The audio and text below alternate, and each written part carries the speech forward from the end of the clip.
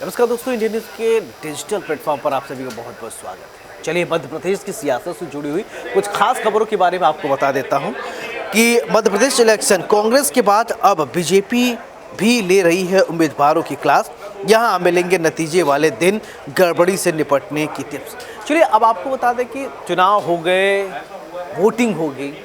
अब सबसे बड़ी बात यह है कि ईवीएम की सुरक्षा की भी एक बड़ी जिम्मेदारी हो जाती है। कई बार आपने ये सुना होगा, जाना होगा कि धांधली हो जाती है। अभी कांग्रेस ने भी एक नोटिफिकेशन क्या चुनाव आयोग से एक शिकायत की है कि स्ट्रांग रूम में कुछ लोग गड़बड़ी कर रहे हैं। ये शिकायत है, अब इसमें क्या सत्यता है ये तो जांच के बाद पता चलेगा। लेकिन एक खबर इस तरीके से उड़ती हुई आ रही है कि कांग्रेस ने कहा है कि जो मशीनें हैं ईवीएम, उसकी सुरक्षा पर अब चुनाव आयोग को संज्ञान लेना चाहिए। अब सबसे बड़ी बात ये होती है कि ईवीएम जहां पर रखे होते हैं, स्ट्रांग रूम बनाए होते हैं, स्ट्रांग रूम में सारे ईवीएम रखे जाते हैं और जिस दिन मतगणना होगी उस दिन उसको खोला जाता है।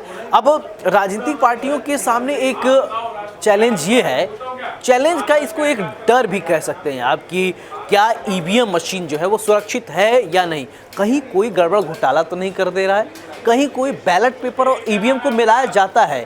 लेकिन इससे पहले चाहे कांग्रेस की बात करें चाहे बीजेपी की बात करें, दोनों पार्टियां जो है वो किसी प्रकार का रिस्क नहीं लेना चाहती है। कांग्रेस का ये कहना है कि बीजेपी गड़बड़ कर सकती है और बीजेपी फिलहाल अभी कुछ ऐसा कही नहीं है, लेकिन फिर भी आपको जानना होगा और समझना होगा कि आखिरकार क्या हुआ है। और सवाल ये भी उठता है कि ईवीएम मशीन की सुरक्षा को लेकर क्या वास्तव में ईवीएम मशीन असुरक्षित है?